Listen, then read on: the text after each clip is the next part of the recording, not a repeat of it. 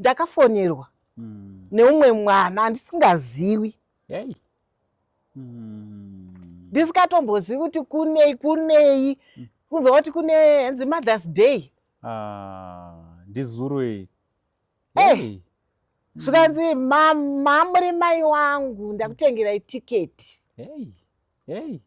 Mama ndiri kurwadziwa, mama ndakachema. Uri panzira yekuti ndiende kumapurisa. Muchinda uyu ndoda kuti mapurisa amubate. Wamunze pachena kuti anoziva histiri yemba mangu nemurume wangu pakuti chi. Muchinda uyu anonzi Albert aiuya pano achishanda pano mapati time. Mapati time ekubatsirana kugadzira munoziva nyangwe muno mumayadhi garden boy anobikira tea murungu handiti anowachira anoita chii zvese. So iye kana aiuya achitumwa kunzi ndiisire tea, kana aida kubika achinzi bika tidye, zvazviri kwawo, asi hatina ukama naye. Haana mukamana mudhara. Mudhara wane hama dzawo. Pana Cornwell ndikabuda panze apa ndikadaidzira munhu anondidaira patatichigara kuroti padhuze, hakusi kunzi kure, padhuze pana Cornwell pano padzasi apa pokuti aienda kana chena mashopu anotopfuura mudhara munhu ainetsa, mudhara munhu airowa zvinozikanwa pachieriya panapa. Kana kutobuda padzi apo munototaura ndaidzingirirwa netara indichirohwa, ndichidzingirirwa kurohwa ndichienda kuparire nyatwa ndichigara nemabhanji. Tinoda kutendai mhuri yeZimbabwe nekuda kwesapoti yese yamunotipa pana paSaint TV basa richienda mberi. Tida kuramba tichitenda zvakanyanya nekuda kwekushare kwamunoita mavideos, macomments enyu tiri kumaona, mazhinji acho ari constructive zvakanyanyisa, mazhinji anobatsira. So musatya kana kurega kunyora macomments nekuti macomments iwawo ndo anoita kuti zvinenge zvabuda muvidhio zvinge zvinobatsiridzika. Handiti mune matobatsira zvakanyanya. Also don't forget to like, don't forget to subscribe kana muri kuonera pa YouTube channel neku Facebook page zvakare rakanzi Saint TV. Zita rangu semazuva ese ndichinzi Uncle Saint, the only Zim uncle chikotomba mana mama. Nhasi tadzoka kuno zvakare kuno ku Avondale West kwatati rega tizoona mama Mgweni kuti timbokurukura zvakare navo. Sekuziva kwenyu kuti pane video rakabuda nevanonzi sekuru Albert tichikurukura navo vakati aiwa indine umpowo ndinoziva zvizhinji panyaya iyi. Tikati aiwa isusu semutemo murau hautiribvumidze kunge tiri tinongonzwa rutivi rumwe chete. Murau unotiti tinofana kunzwa mativi ose. Imi vatongi gava rochiita basa renyu rekunge muri munotizivisawo kuti muri kuona sei nyaya iri panapa. Saka ndagara pasi namama Mgweni. Nhasi vanga vari bhizi zvakanyanya, asi tativakumbira tikati nekuda kwevidhio raakunze uko regai tikurukurewo nemi mutiudzewo nekuda kweimwewo information yatanzwawo pavidhio. Vakabva vabvuma vakati aiwa ngatigarei pasi tinge tiri tinokurukura. Mama makasimba here? Ndiripo hangu, makadiwo Uncle Saint. Aiwa tinofara. Kwazisai mhuri yeZimbabwe. Makadiko ana mukoma vazukuru. Aiwa tinotenda. Kwakadii kuno ku Avondale West kwatadai kupfeka majuzi? Kune kachando kamuri kudai kuona mukoma Uncle Saint kumboti kabuda kazuva kotonhora saka tapfeka majuzi. Kuri kuitika zvese panguva pfupi asi mvura yacho uchizoona ichinaya. Aiwa ipapo ndo patinotenda Mwari kuti Mwari vari kungoita kuti season ino nguva inoi kana uri wechando uri kuchisangana nacho, wezuva uri kusangana, wemvura wosangana nayo zvakare. Aiwa musiki ari kuita zvakanaka. Chokwadi zvakanaka. Aiwa tinotenda. Chekutanga mhuri yeZimbabwe iri kubatana nemi here? Vari kubatsirana nemiwo nenzira dzipi? Vari kuchemawo neni nezviri kuitika kuti zviri kuitika izvi zvatisati tambozviona. Mai nevana asati azviona. Ndiri kuchemerwa nevana. Vamwe vachitoti isusu hatisina chi mai. Tinotochema kuti mai wedu watori kuto dai wanga waripo. Izvozvizve ndikakuudzai ndakafonerwa neumwe mwana ndisingazivi. Ndisingatombozivi kuti kunei kunzwa kuti kune henzi Mother's Day. Ndizuru zvikanzi muri mai wangu ndakutengerai tiketi. Mama ndiri kurwadziwa, mama ndakachema. Out there wana wamwe vari kucross namubereki. But wana wenyu wotamba nemi zvakadai. Wokuda kutengesera imba. Wokunyimai chikafu, wokunyimai mishonga. Mai muri mai wangu. Nyangwe wana wenyu wakakurasai chikora kuti hatikurasai. Handisi kuraswaba nevana veZimbabwe. Vanhu ava vari kumira nemupanguva dzakadai. Vari kumira nini? Zvekuti ndikambogumirwa unonzwa munhu afona. Ndikagumirwa ngatinamate, totanga kunamata. Namatai mama, ndiri kunamata kuno. Mama zvakadai tisati tambozviona tiri vana veZimbabwe. Wakauya rini komutemo wekuti vana vanodzinga mai? Hamusi mukadzi wababa wavo here? Ko nhasi maakudzingwei? Asi vana zvamaimbondibvunza zvekuti vana wenyu here womudumbu? Ndikakuti vana wangu 9 months. Ndikati 9 months dzangu. Zvanzi hamuna kuona baba wavo here wane vana wavo? Kana kuti imi makauyawo newenyu? Ndikati no, wangu chaiwo. Zvanzi vachigokurwisirai chii? Isu tiri kunoku kunze kunoku tine ma2 years. Asi vabereki vedu tawawakira. Wakutoita upenyu hwakanaka. Sei venyu vari kudaro? Ndikati amen. Mwari wacho ari kuzviona.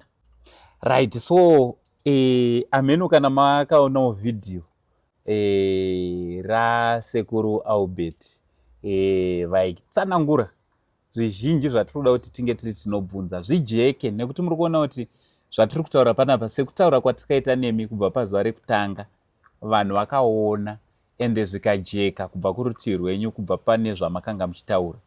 Saka vhidhiyo ratakazoita mazuva akapera nasekuru Albert vane mamwewo matauriro avakaita anogona achipesana nezvatakamboita.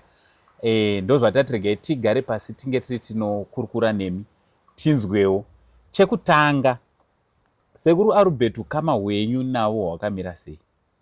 Maita henyu angu, ndanditori panzira yekuti ndiende kumapurisa. Alright. Muchinda uyu ndoda kuti mapurisa amubate. Alright. Wamunze pachena kuti anoziva history yemba mangu nemurume wangu pakuti chii. Alright. Anotaura history yangu inini ndakarambwa, ndakazoenda kukoti ndikazodii. Ataura zvakawanda.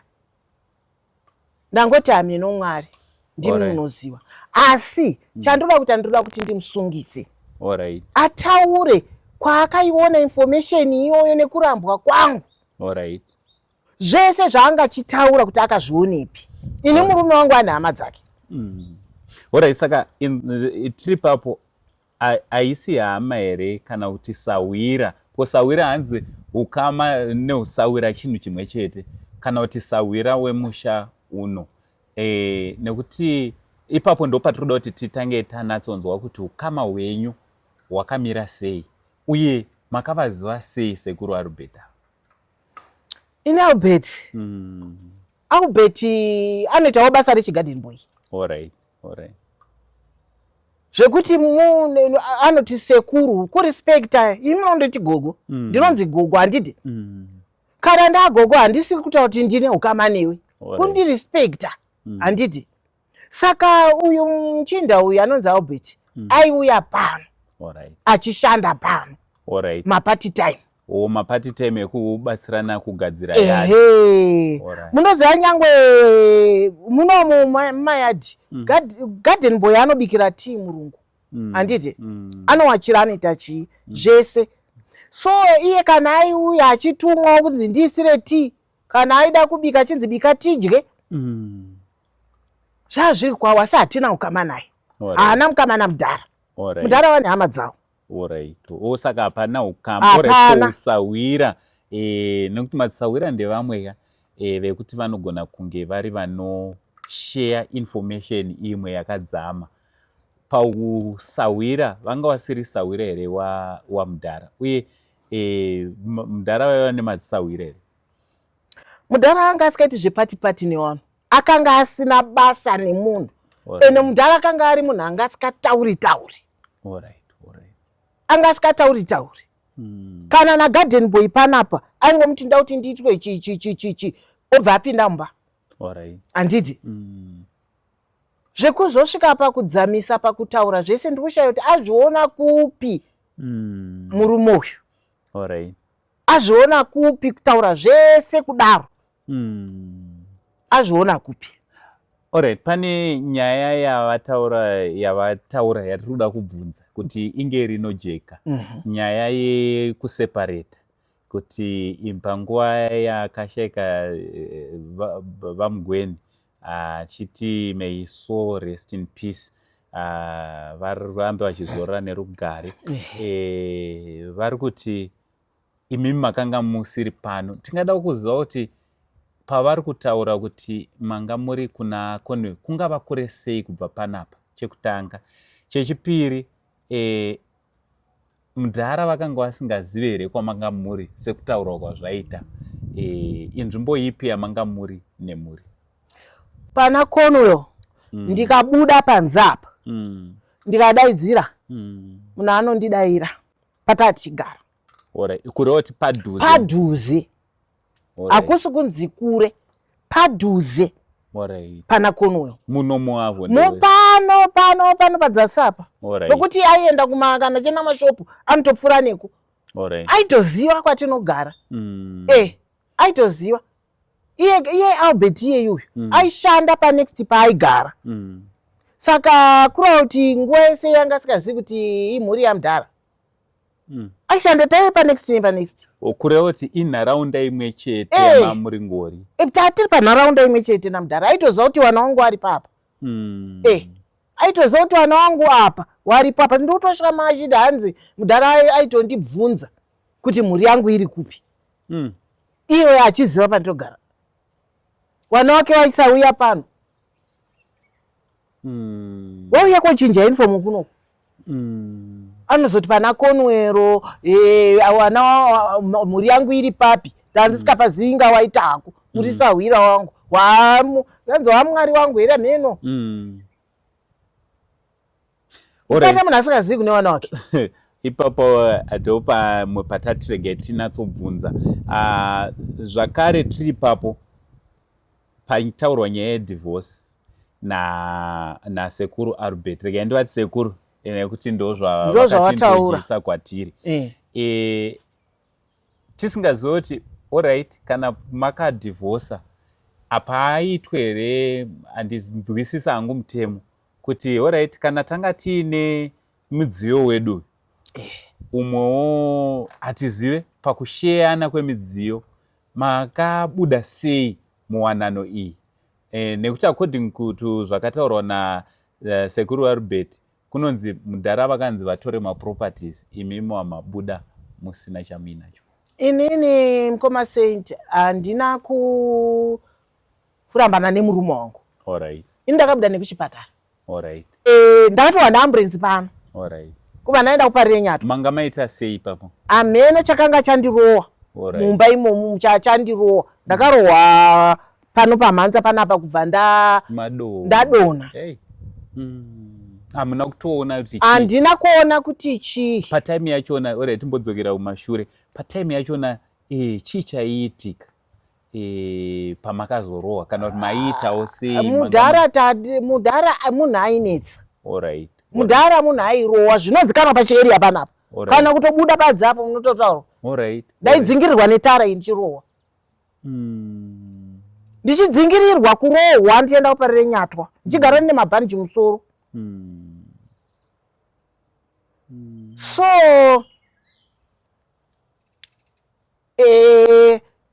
ndopandakabva nekuparire nyatwa. Alright. Mbuya wangu ini Grayston Park wakati ndokutora tsengura, kwetoti tsengura pachimanyika, kukutsenguro kuti munhu kana akarwara asadzokere panzvimbo unombonopepwa somewhere.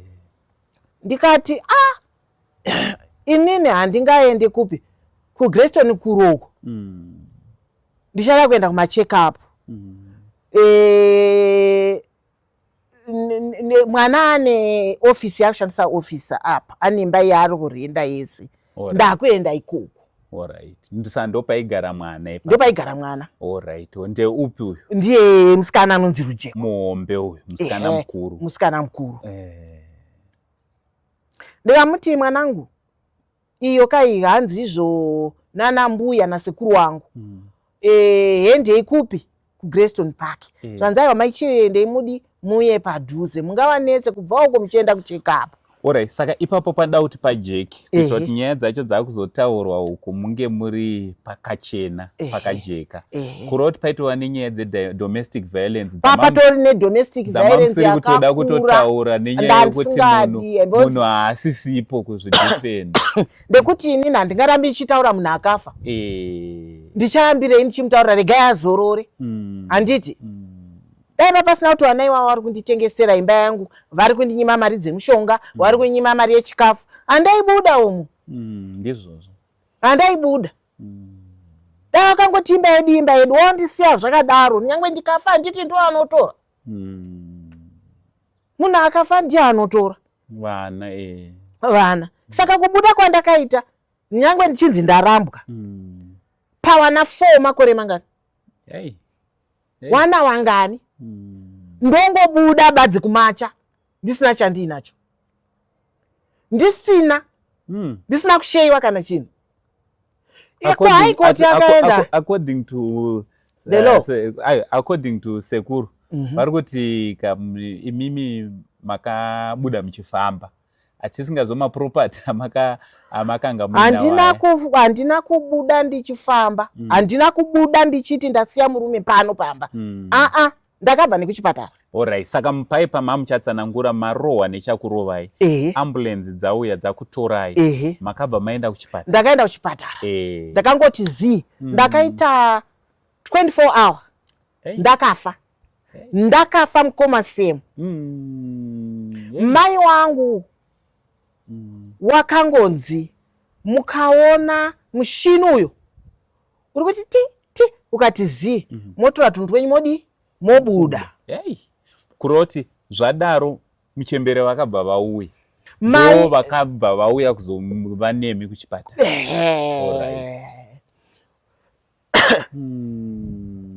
Wanga vari kuno, wakasvika that day. Vaitovawo kuno. Pazvakaitika ipapa. Wakanga vari kuno. Asi wanga vari kuofisi kwani? Kwemusikana. Kwemusikana. Alright.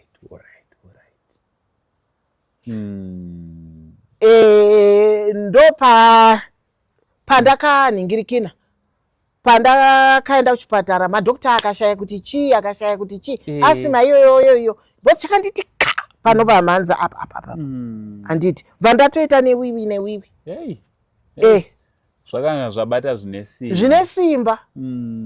Wakashaya kuti chii, kundinebelaiza hapana kurarira kuti handina. Ndakabvunzwa nemadhokta inini, ndakazomuka kuma1 ndapinda muchipatara na10. Maambulenzi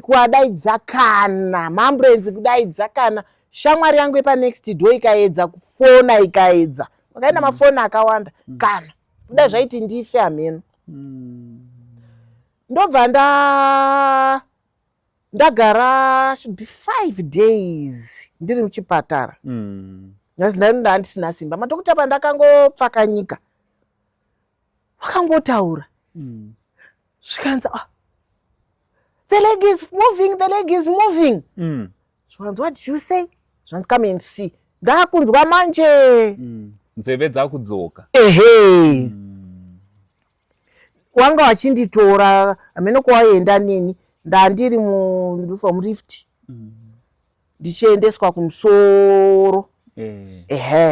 So ndopandakatanga kuwanzwa ndaunganirwa, ndakazopatika ndaunganirwa nemadhokota chichi maamuripi. Ndakabvunzwa wedhiri kunzi zvamama makati zi maamuri kupi, maona ani? Dhokota achindibvunza papa charapiwa papa rirenyatwa. Asi munhu akandirapa aita unga dhokota wechinigerian. Ehe, zvanzi maamuri kupi, maonei? Ndikati hapana chandamboona, handina. Zvanzi tendai Mwari, mai kana musikaendi kuchechi endai kuchechi. Ndokuti tatangoti pamwe tangomirira kamushini ikawo ndokutopera kwazvo. Saka handina kuzombo, pandakabuda ndakabva ndaenda kumwana wangu. Alright, hamuna kuchizodzoka pano? Handa kudzoka pano. Saka mai zvavakanga varipo nehama dzakanga dziripo mukurwara imomo ndo here vakaapprova kuti muende uku? Wakati wanambuya pawakati wakataurana zvikanzi aiwa regai timutore. Saka mai vangu sekurwara kwandakaita vachiuya vachindisimudzira munomu, pawakauya neamburenzi vachizviona vakamboti anga ambonozorora asimbe. Munhu handisina kana simba, mhepo ikauya yaitonditakura handiti. So ndo pandakadi ndakanzwa mhepo kupinda mumiri mangu, mhepo. Ndobva ndati koko ndichadzokerei, ndafa kai. Ndaenda pamapurisa ndarohwa, chinzi munofira katsi, munoziva mai katsamba kayaka kanonzi muchato ibepa. Unofira bepa iroro. Zvanga zvitori bhedhi zvekutoti zvaitozikana. Ndagara ndiri kumapurisa aka kune kurohwa. Inyaya dzamama musingade kutobuditsa idzi? Ndandisingadi. Ndosaka vana ava vaona kuti mai vedu vainetsana nababa, chega tiwadi tiwanetsewo. Kureva kuti zvese zvaitika vana vachiona vaizviona. Vanacho vairohwawo futi. Iro George anditakarohwa baba wake mukitchen umu akarohwa. Akarohwa. Wainetsa iye koksi iyeyo akarohwa akatorara panze chaipapa. Ameko akazoenda kumashopu uku akarara akakiya madhozi kanzi haumbouyi kuno kana sitomboda kukuona, nechawaita hapana, kana iri George ndichaita hapana. So ndokubva kwandakaita mukwasha murume waiye Ruje uyu ari kunzi murungu andaiga chitaura naiye Ruje ndo wakanditsvagira roya. Panyaya iyoyi kuti amai muchafa naAlbert yari kuti haikoti zvikande mukwasha mai wachafa ngavaende kuhaikoti vapiwewo imba. Saka takanyoresa kuti inoi ndo yangu kuGrenville tichaitengesa toshayana mari. Handiti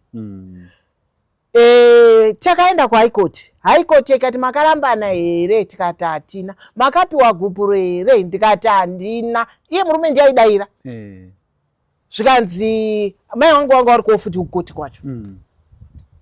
Zvikanzi handina, handina kubvisa gupuro ini. Kureva kuti mudzimai wangu ndichiri kumuda. Akataura murukadzi wangu ndiri kumuda. Handingaparadzi pfuma ndeyake. Dai papasina iye ndisiri kuno kuavhondereni. Dai asiri iye ndisina imba kuGrenville. Tiri pamaproperties iwawo. Dzimba idzi toda kuti pajeki. Ndimi makavaka kana kutenga muri pamwe chete naMudhara kana kuti makazowanana naMudhara vane maproperties? Property yeGrenville ndeyangu nemurume wangu. Kureva kuti makaishanda pamwe chete? Ndini ndakatoitsvaga. Ndakatoja 2 years. Ndikati kune murume wangu, ina handidi zvekurojera mumwe munhu. Baba mukuru wangu watadza kuwaka stendi. Ndiri kuda stendi ndiwakewo ndichitoroja panext so. Murume wangu akati it's okay. Akanditengera stendi. Ndikagara mainzi muchitangwena. muchitangwena chaite chakatanga waigara muchitende iwe baba mukuru iwawo vazoenda kuzengeza pamari yatakawapa ndobva watenga imba yakuzengeza uko ndobva ndichinaiwa nemvura ndichita mvura yekusungudza kudai kuti ibve patendi kuroti kuvakwa kwayo ndini kuvakwayo ndini. Alright, saka ndiri kuda kuti pajeke wai ndiri kuramba nchidzokoroza ndiri kutobvunzirawo nemazimbabwenzi ari kuda kuti ajekerwe.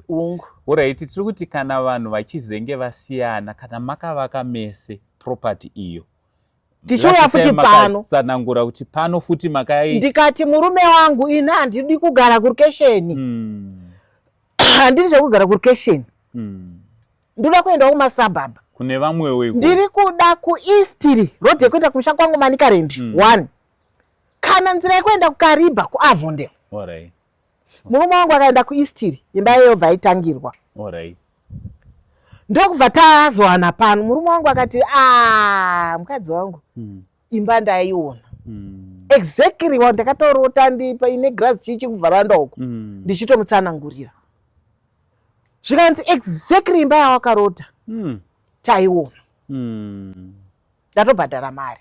Alright,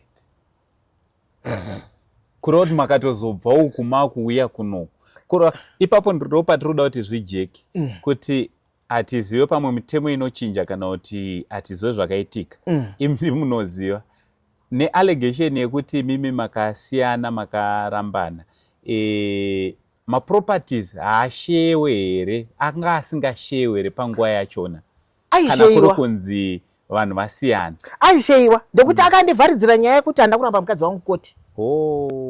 Saka papasina nyaya papasina. Alright, papasina saka akati dai vakabvuma utaiwa takasiyana dai zvinyaya yese imba yangu pasina ipasina zvese izvi akaramba kuti mukadzi wangu ndinomuda kureva kuti ivo mudhara havanotozoita umwe mudzimai ipapo panyaya iyoyo hawana aitotya akati imba ndeye mukadzi wangu kana vanhu vacho iwo waigara munomu waitopiwa warning kuti imba ndeye mukadzi wangu pandinaimba pano akatova nhingirikina iye akabva abuda aona kuti imba yamuremera ega ndobva andogara uko cottage vaisa munhu aingonzwa ko akati gwadere abva auya imba ndeye mukadzi wangu ina naimba pano saka panguva iyoyo imi manga mave uko ndada kuna kone uko kwemwana. Alright, handina kurambwa ini handa kurambana nemurume wangu handiti patakabva kukoti uko patakabva kukoti tichitiwo nyaya yacho tiparadzane ndandiri pano iye mukwasha ndiye akatonditorera roya rechirungu mubiya wake kumusha kwake ndikamiririrwa neroya handina sendera ndakabvisai murume waYeruje ndiye akandibvisira naYeruje wacho saka kureva kuti unibatsira kwawaita neroya wakanga utoda imba yangu kuti ndibveka watore imba yangu ndairionepi roya so ina handakurambana nemurume wangu haana kundiramba ava vari kunziwo sekuru awane information woyo handisi kunzwisisa kuti wakaiona kupi watengwa nemwana wangu watengwa otherwise akatotaurwa kunzi ndikatengesa imba iyi ndinokupawo she atengwa ndakutotya angosendi kuti ndichatengerwa wanhu ndikapondwa ruzhinji rweZimbabwe toda kutaurira ndichapondeswa newana wangu mwana wangu musikana achandipondesa ndekuti akutora wanhu sorry ndaita kafuru akutora wanhu watisingazivi wachibuda paplatform wachitaura hama dzamugweni dziripi dzakazaza bhazi tichinoiga mugweni dziripi dzakunzi hanzi zvakunzi izvo ini ndini Sahwira ndisekuru wangu unotaurira secret garden boy munhu ari kuda kupa mwana wake imba anonyora will wanaifoka Kuroti vamugwena vasi munhu anga akanyanyo sorry ndicharamba aiwa taurai henyu ndichataura ine respectful way semunhu akapfura ake munhu wandi asingazogone kuzvipindurira hungu but munhu anga akadzidza kawo hungu munhu aitonzwisisa nyaya yemawiu akatobvunzwa kukoti alright zvikanzi neroya rangu iwewe ko une wiri here yamangwana zvauri kuti mukadzi iwewe handida kumuramba asi une wiri here yamangwana zvikanzi handina alright akataura nemuromo wega hanzi handina wiro imba ndeyake we okay kureva kuti hapadi wiri yei kana imba ndine mudzimai wangu imba ndiye mudzimai wangu wiri yei dai ndakarambwa inini chikoneso chii chaitadza murume wangu kuroora sezvo hama dzacho dzaimudaidza kuti waimutaurira ndakataurirwa nateteni handichadziye murume wangu budi wainyengerwa nemwana uyu wachitotote kuchatisai airamba achiti imba ndeye mukadzi wangu handina imba ini hanzi aimbobvuma following day otaura kuti ngeye mukadzi wangu imba iyi anambonzwa kuti wedhi ndeye wana wangu alright pane imwe nyaya zvakare yakataurwa nasekuru Albert vakati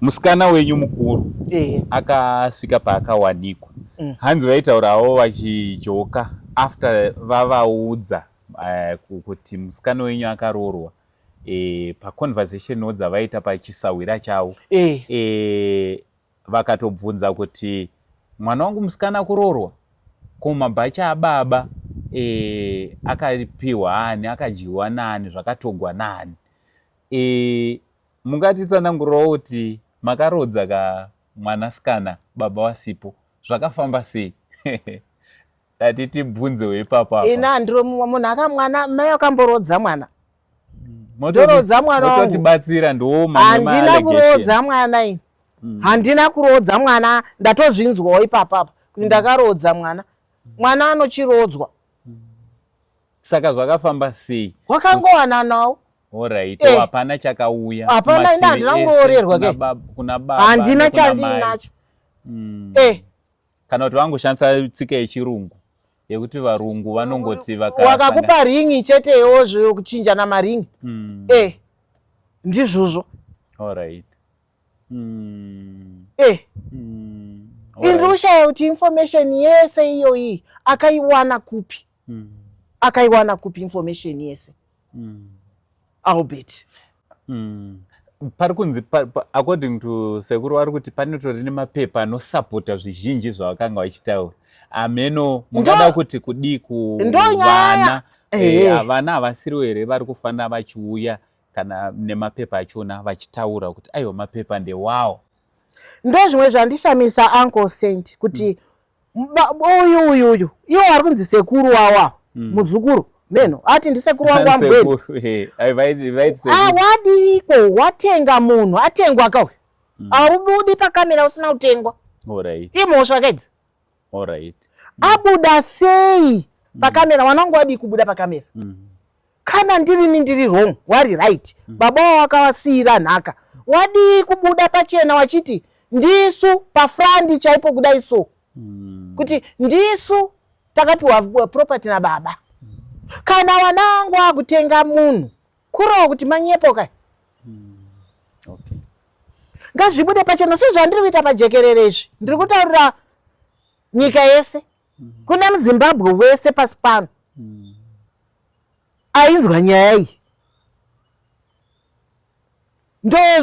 munhu inini ndiri wrong wanangu ari right wakapiwa mudziya yawo wakapiwa property nababa wavo ngavabude pajekerere nemapepa awo ataura kuti hanzi wanga aine roya anditi kumakuwa uko roya racho rakabvunzwa nehama dzacho zvikanzi ndiwe kaiwe roya racho rakauya roya mune zvekutaura here kana anyway zvikanzi hapana chekutaura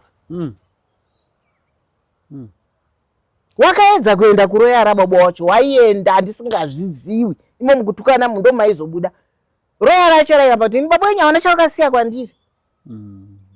Baba wenyu hawana chawakataura kwandiri. Saka izvozvi ndikushaya kuti mapepa ari kutaura ngauye nawo aise pachena aya mapepa aya ari kuti zvakati ndozvandisida kumusungisa ataure mapepa ake auye nawo. Chamupa simba chii mugweni ane hama dzake dzakazaza bhazi panapa ane hama dzake ko iye chamupa simba kuuya pafrandi ndiani wamugweni Garden Boy ngate secret yakadaro naGarden Boy atengwa naiye mwana wangu iyeyu musikana ndiye ane hondo musikana anonzi Rujeko ane hondo ngauye pakamera apa kana ari chokwadi ngauye pakamera.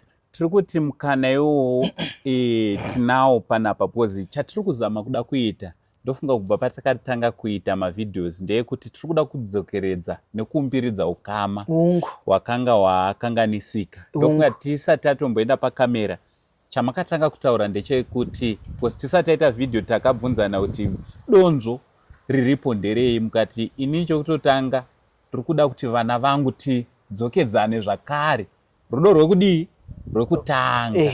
Wana wangu ndinowa pari handina handina nyangwe inini nyangwe ndikati zvese zvikauya mandiri ndikafa handii zvinosarira iwo. Lo inoti shirikadzi ina handinakupiwa gupuro ini ngavaende kwawakanoendesa gupuro ngavasumuke. Iye munyai wangu aripo wani aripo mupenyu ari kudiko kunotaura adai auya pafurada. Saka kuroti ukama ndo hwatiri kuzama kuda kutsvaga nzira dzekuti tidii uumbiridzwe. Musikana uyu nemukomana vana venyu varipo vakasununguka kunge vari vanouya imi mogara apa ivo vogara apa. Makasununguka here kuti ndakasununguka ndekuti ngavauye kana vachida kuuya ngavauye ina handidi kutumirwa munhu ndekuti izvozvizvi ndakuti kana buda gedhiro ndatopiwa example Zimbabwe nyangwe nikafa zvaakuitika handichazvizivi ini ndakutumirwa vanhu vandisingazivi vari kuti ndisekuru wedu vari kubuda vachitaura nyaya dzenhoroondo yepano handiwazivi. Murume wangu ane hama dzake ini ndine hama dzangu handina hama yakauya pakamera ichitaura ini. Ore saka tiri kuti pana Conway kubva panapa pakanga pane office baba vachiri vapenyu before matobva panapa vaitozviziva kuti mwana ndopa ari vaizviziva padhuze Uncle Senti pano pamusoro nemukwasha wavo murungu vaitofambidzana waimuziva wanga vasikafambidzana asi waimuziva aiuya apa gedha apa wachitomuona vachiziva kuti iboyfriend yemwana wangu nyangwe paanga ave ipapo vaitoziva ndopa ari waitoziva kuti iye noti aiuya pano achipaka muna pagedha apo mota yake ipapapo achimumirira musikana panapa wakadananirana pano achishanda. So zvironzi ndakarodza mwana ndakarodza kupiko handitanga ari pane here mwana wacho wachidanana. Monzi imimi vana wakura wakutonyengwa ndiri pano ndonzi ita 1-2 kubuda mutemo wekupi inga hurumende inotaura kuti ararapo apedza 3 days mukadzi wako. Ini ndinowana 4 ndonzi walk out without anything. Zvinoita here Uncle Senti? Vana vangu ndonditenda. Murume wangu achiti property ndiye mukadzi wangu. Uya Garden Boy uyo kuti sekuru uyo akuti hanzi aiti property ndiye wana wapi ari kunze uyo akanga asingadiwe nababa wacho Bwani. Iye Ruje uyo akanga asingadiwe ndoti hama dzawo dzakatoti iwe wanzi unoripa kuro wako akaita baba. Dai tombotaura zvawo Gari uyo kuti izvo Gari auya kunodongorera baba wake ndiye akanyorerwa kunzi ndomuridzwemba.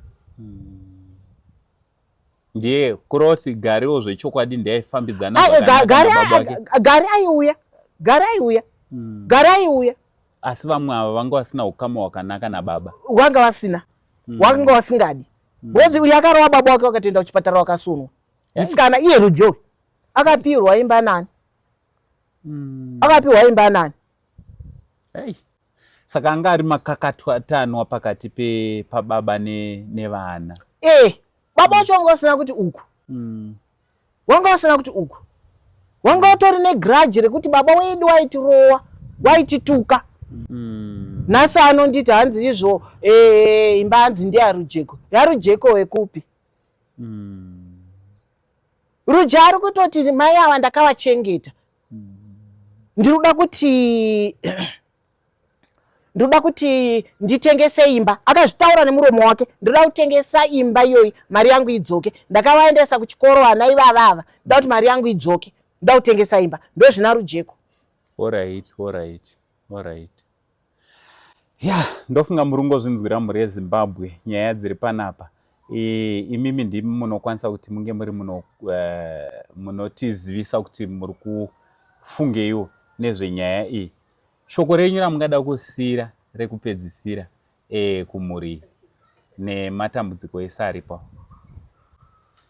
Inini kumhuri yeZimbabwe ndikuda kutiwo zvandakuitirwa izvi nemwana musikana, kuunzirwa munhu garden boy achitengwa nemari wasingadi kubuda pachena. Dai ndiri ndakanyangadza, dai ndandiri kunyepa, auya akapa pafront abuda jekerere aonekwa kunzi zveshuwa, mwana akutaura zveshuwa. Iye zvinezvi akadi kunditi amai takukupai mari yekunorapiswa nemari yechikafu. Akadi kudaro. Muzvionawo mhuri yeZimbabwe kuti munhu anotuma munhu mutorwa kutenga munhu mutorwa, achitenga mutorwa kuti abude achinyepa zvaasina kwaakaswera. Ndakutotya ini, ndakutotya kune wemutemo, ndakutotya. Ndiri kutsvagirwa wanhu nemwana wangu musikana, ndiri kutsvagirwa wanhu. Akutenga wanhu semunhu ane mari, akutenga wanhu. Adaparadza upenyu hwangu pamusoro pemba yangu iyi. Imba dzangu ndo dzandakufira. Ruzhinji rweZimbabwe ndakufira imba yangu, ndakufira dzimba dzangu nenyaya yemwana. Sei asi kubuda pakamera? Sei asi kubuda pakamera kuti ataure? Kwakutotaura munhu atengwa. Munhu atengwa ndiye akutotaura. Atisingazivi achitaura manyepo. Ndoda kutomusungisa munhu wacho iye. Akazviona kupi? Nhoroondo dzese idzodzo akazviona kupi? Anditi munhu ane hama anotaurira hama dzake. Ini munyai wangu mupenyu. Dai ari kutotaura. Munyai wangu mupenyu. Ariyo. Hama dzemurume wangu dziriyo. Hama dzangu dziriyo. Saka dziri kudii kutaura hama dzababa? Kobuda mutorwa anozviintroduce ega. Achitaura zvemunhu akaparara nyama yake, asisiri panyika, asisina muromo wekupindura kuti uri kunyepa here kana kuti utaura chokwadi. Ndozvandati ruzhinji rweZimbabwe ndizvo zvandiri kusangana nazvo izvozvi. Kubereka dzimwe nguva unongoberekawo. Unongobereka usikuziva kuti chandiri kubereka chakamira sei. Zvinokuuraya futi mangwana. Ndakutsvagirwa wanhu. Mukanzwawo kuti ndafa, ndakutsvagirwa wanhu wandisingazivi. Naiwo mashoko ndinoti mazvita ruzhinji rweZimbabwe. Aiwa, ndofunga muri kungozvinzwira nyaya iri panapa iri kungoramba irimo mudariro. Ameno, imimi ndimi ana mutongi gava munoti kudii nenyaya yatinayo yaane mazuva ichitsviriridza. Nyaya yatiri kutiwo nesu dai yachisvika pakupera, dai yachisvikawo pakugadziriswa. Donzo ratinaro harisi rekuti tinge tiri tinoputsa kana kuparadzanisa, asi nderekuti tiwane nzira dzekudzoreredza. Kune vanotaura mashoko ngatizame kutaura mashoko anovaka. Kune vanoumbiridza ngatitsvage nzira dzekuumbiridza kuti amai pamwe chete nemhuri yavo vange vari vanodzokedzana zvakare, vanova pakuwirirana sezvatakangoita tose kumisha yedu nevabereki nevana vedu. Thank you very much. Zita rangu ndichinzi Uncle Saint, ndanga ndichitaura naGogo Mugweni. For now ndichiti it's much love and God bless you.